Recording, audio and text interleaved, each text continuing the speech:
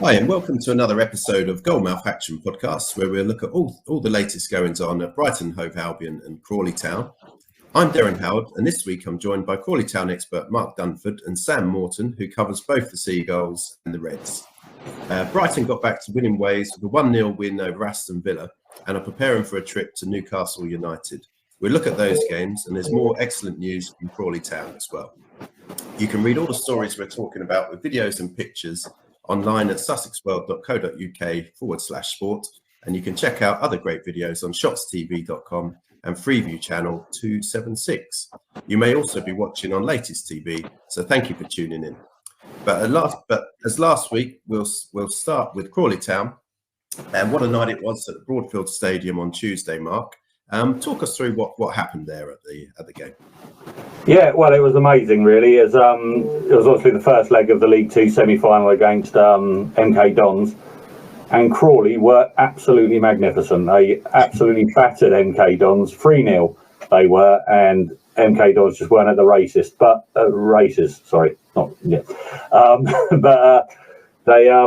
It could have been also different. First couple of minutes, Max Dean got through for MK Dons. Rounded Corey Adai, looked like he just had the easiest job slotting home. But his shot, Will Wright, came from nowhere and cleared off the line. It was absolutely magnificent, wasn't it, Sam? It was just incredible clearance. And and then Crawley pretty much went straight up the other end. Liam Kelly scored a goal, played a 1-2 with Adam Campbell. Brilliant finish from the edge of the area. Then just before the break, Will Wright's free kick found Jay Williams and he poked home to make it 2-0. And then the second half, it was all Crawley. I mean, they could have got more, but they got the one goal. Ronan Darcy came on, hit his sort of deflected cross-come shot, looped over the Kelly and the MK Dons goal, and it was a brilliant win. But the atmosphere was just sensational. There was 5,500 people there, and they've got 1 foot of Wembley. But it was crazy. One of the big highlights was Corey Adai, the keeper. I mean, it went a little bit viral, I think. Liam Kelly, who was man of the match, he was absolutely outstanding most of the game. He made just one inexplicable error, really. It was a huge back pass. He from the halfway line, pretty much, passed it back to Corey Adai, but it went high in the air. And as it landed towards a goal, Corey Adai pulled off a brilliant touch. It was almost like a Cruyff turn. And then he went a little bit away from him. The attacker came forward and he just touched it past the defender, skipped past him, ran up the pitch. It was wonderful, wasn't it, Sam? Yeah, it was brilliant. I mean, there's a heat map actually showing Corey Adai's starting position and where he was playing for most of the first half, and he was at right back. Yeah, it was crazy, wasn't it? Yeah. Yeah, and you think maybe when the cameras are there, he might be a little bit more reserved and play a bit safe, but he went completely the opposite and wanted to really make a show in front of the cameras and really show what he's all about and the real modern day keeper that he is. And it was great to watch. And the fact that he kept a clean sheet while doing it, no one can complain. So, I echo what Mark said, really. It was just an absolutely amazing night at the Broadfield Stadium. Definitely one of the best in history, I think. And they surprised everyone with just how good they were. Obviously, this season they have been brilliant in big moments, but there has been times when the crowd's been full. Obviously, in those recent couple of games where they made the tickets cheaper and had lots of fans in, it didn't actually help, and they lost both of those games. There was a little bit of, you thought, more wondering how they're going to do with the expectation and the pressure that brings, but they completely lived up to that and then were just phenomenal, really, and really made it look easy on the night.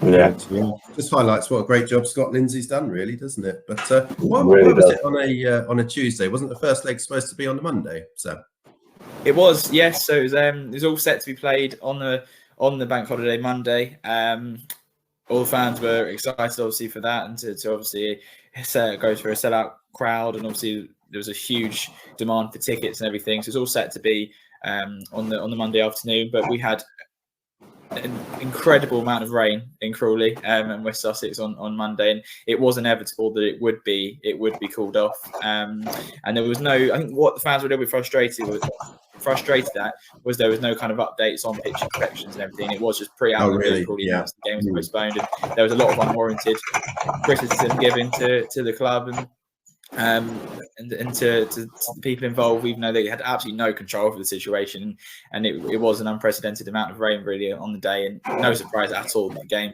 couldn't go ahead. And actually, it probably benefited Crawley. I think Scott Lindsay said himself that the game was on the Tuesday night.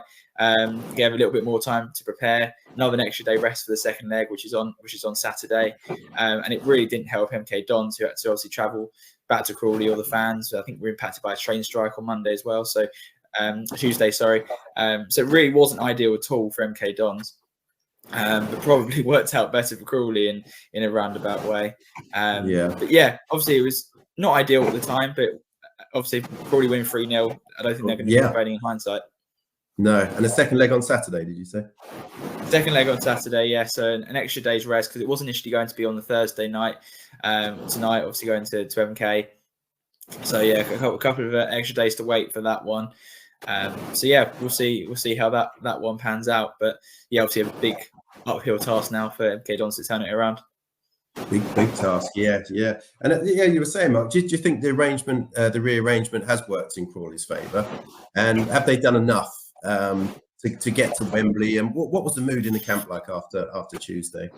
Yeah, it's funny. When I spoke to Scott Lindsay on Monday, it was Tuesday morning actually before the game. He said it could actually work in their favour, but he says it worked. It's the same for MK Dons. He said the only thing was MK Dons obviously had to have an extra night in the hotel, so that worked against them a little bit. But the gap between the two games, yeah, it suits both teams really with the extra day's recovery. But in regards to them doing enough, I think they have. Scott Lindsay afterwards, it was very telling actually straight away. He normally does the celebration in front of the fans when they win at home. He goes up and does sort of a bit of a Jurgen Klopp type thing with the fans. But straight away he walked over and you could see him just going, not today kind of thing. Really? It is only half time in the fixture. So, I mean, it will be. Yeah, I mean, we saw last year with Peterborough and Sheffield Wednesday in that incredible playoff when Peterborough were 4-0 up in the first leg and then lost 5-1 in the second leg and then on penalties kind of thing. So that's always plays in the back of your mind. But MK Dons just look absolutely, I don't know. I spoke to the MK Dons reporter and he said they just look like they were a bit of stage fright. I think it's now, this is their fifth or sixth playoff campaign and they've never got to Wembley. And you've got to think that's got to be playing on their minds a little bit. They've got this mental block in the playoffs. So I think Crawley have done enough and I think they'll do enough on the day as well. I mean, they might not win at MK Dons. The only thing they've got to do is make sure MK Dons don't score early. Because if MK Dons score in the first 10 minutes, then the pressure's on kind of thing. And just it starts playing in your mind, doesn't it, as a player like that? Oh God, we can't let in another one now, and then you start getting more defensive, and then invite more pressure. So Crawley have just got to go and play their natural game, and I'm sure they will. Scott Lindsay he said afterwards that they've got to remain professional and humble now, and I'm sure they will. He doesn't strike me as the kind of manager that would ever let his team get complacent. So it's kind of getting exciting. I want to say they're there already, but I'm not going to. I don't want to tempt fate. So I did see a tweet yesterday of someone cutting their holiday to Greece. I think it was short, so he's paid £400 so he can come home from his holiday early for Wembley. And he said, I can't believe my little old Crawley going to Wembley kind of thing. And I think the comments are saying this is the type of tweet that's going to get us beat 4-0 kind of thing. What did you think of MK Dons? Oh, sorry, Sam. Sorry, no, Derren, that was it. Oh, okay. What did you think of MK Dons? Are they? Do you give them any the next round? They were obviously really poor at the Broadfield Stadium, and I think they surprised the fans. I think they're their own fans because they weren't playing how they've been playing this season. I think they were kicking the ball long from the goalkeeper because they actually are known to play a similar brand of football to Crawley, keeping it on the floor and playing attractive football. But we really didn't see that, and it could be as a result of the level of pressure that Crawley were putting on. They were relentless, really, with their pressing from the front, and everyone really just put in an incredible shift for Crawley that it probably made life really difficult for MK Dons to do what they do best. And obviously the home support as well probably sucked that ball kind of towards the MK Dons end more than the other way around kind of thing. But they were poor, really, and I think they can only improve in the second leg, and they've obviously got to. And as Mark said, if they do get that early goal, you just never know what can happen for them. And there's a reason why they were so high up in the table, finished obviously in the fourth place. So you never know what can happen in football, as we saw with Peterborough last year. So we'll hope that they don't, but obviously just be wary of the threat they do pose. And I think it's important that Crawley score first in the second leg, and make sure they don't allow any kind of comeback. Yeah. It's difficult, but fingers crossed, Crawley will get the job done. But we're going to take a break for now, and then when we come back, we'll talk about all things Brighton and Hove Albion as they head to Newcastle this weekend. Right, welcome back. I'm in the hot seat now. So Brighton returned to winning ways in the Premier League and moved up to 11th for a 1-0 victory against Champions League chasing Aston Villa. João Pedro scored the decisive goal in the 87th minute, and there were quite a few encouraging displays, weren't there, Derren? Yeah, it was. He looked much better from Brighton.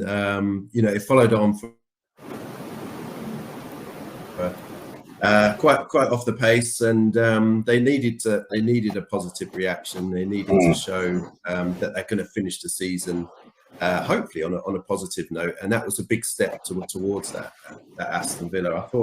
I thought they looked so much better. They had an experienced defence out there. Joel Veltman right back, Lewis Dunk, Adam Webster was back in the team as well, and then Igor Julio on the left as well. And I was quite pleased for Adam Webster. He's had a tough season. Jean-Paul Van Hecke, he's sort of moved above him in the pecking order of late. And then when Webster has come in and had his chance to play, he hasn't always been that good. I remember looking back to the Aston Villa in the reverse fixture. Ollie Watkins ran him ragged, really, at Villa Park that time. And he's been in and out of the team against Fulham. I think he came back as well and struggled. And I was pleased for him against Aston Villa. He looked really good. He looked sort of back to his best alongside Lewis Dunk. And when he's fit and physically fit and ready to go, he's really good Premier League defender. And I think that could be a good sign for him next season if they can keep him at this level.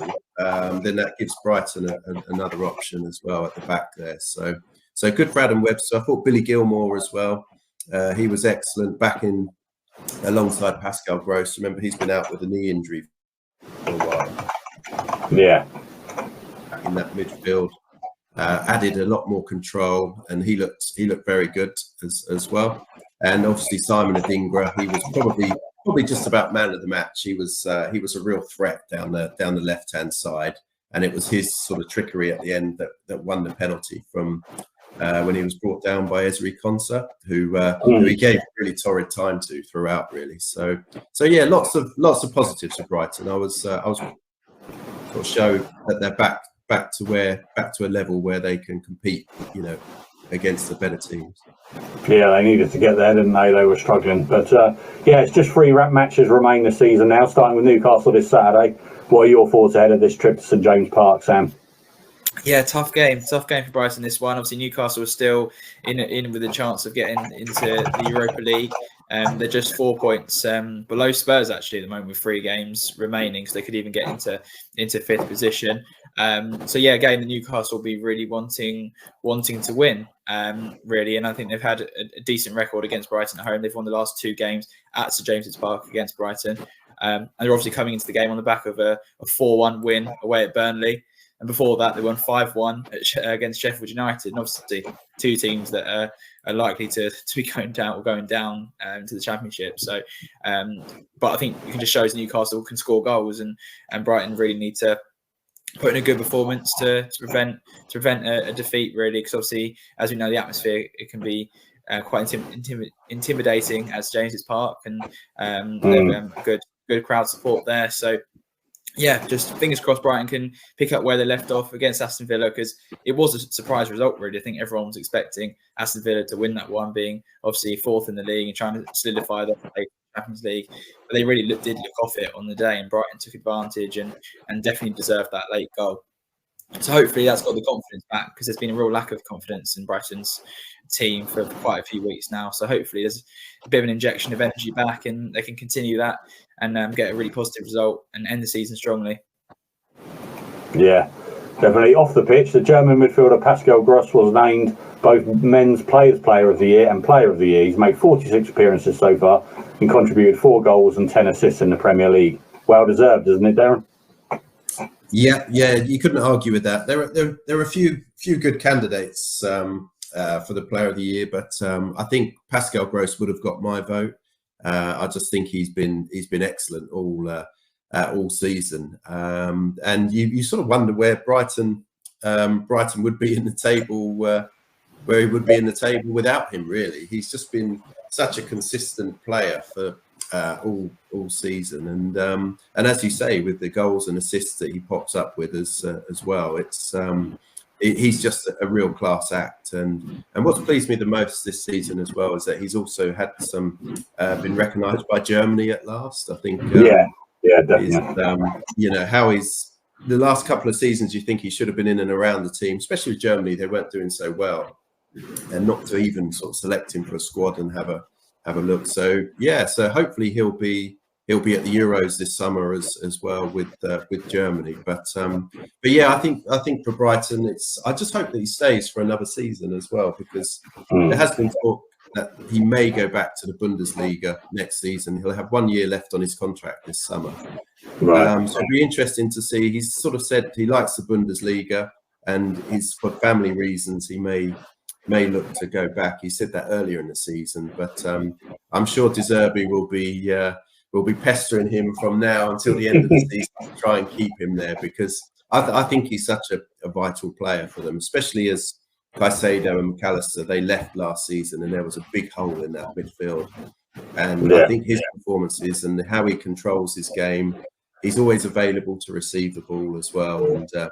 And I just think for the younger players to have someone like himself is so valuable, and hopefully he'll stay for another season. But also, I think Billy Gilmore's had a great season. Van Hecker as well. He's had a really good season. I think you could have made a case for perhaps Jack Hinchelwood as well if he hadn't have got injured in the last few. It's been a breakthrough season for him, isn't it? Definitely. Yeah. Really good. Yeah, I think Hinchelwood has been great. 3 goals he got as well from fullback. So he'll have a big role to play next season, I'm sure. Yeah. One player, Ansu Fati's name has cropped up a few times this week. He continued to remain on the bench for Brighton, and his looks uncertain for next season. He will return to Barcelona at the end of the season, with transfer expert Fabrizio Romano claiming the Catalan Giants will look to offload him this summer. It looks unlikely, but is there a scenario where he's at Brighton next season, Sam?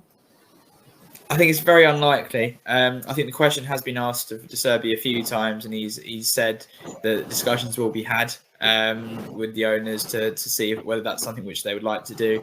But from the pure fact that as his loan's coming to an end and he can't even get onto the pitch, I think that's a bad sign for. I can't imagine that Brighton would be in any rush to bring him back, and it's a shame really, because he has been a disappointment really. I think when they signed him on loan, it obviously shocked the world of football really. No one could really believe that Brighton had pulled off such just a star signing like that. That obviously he was the heir to Messi's throne, taking the number 10 shirt at Barcelona, and then a couple of years later and he's playing for Brighton. So it was a big shock, and I think a lot was expected of him to really show what he's all about and show why he's billed to be the next big star of Barcelona. But it unfortunately hasn't worked out like that at all. And he did have some promise and started to show signs of his best form. It was in those games at home and away at Ajax that he really started to show glimpses of quality with the goal and an assist in those games. But he then picked up an injury and he was out for a few months. And since then, he's not really been able to find any kind of form at all.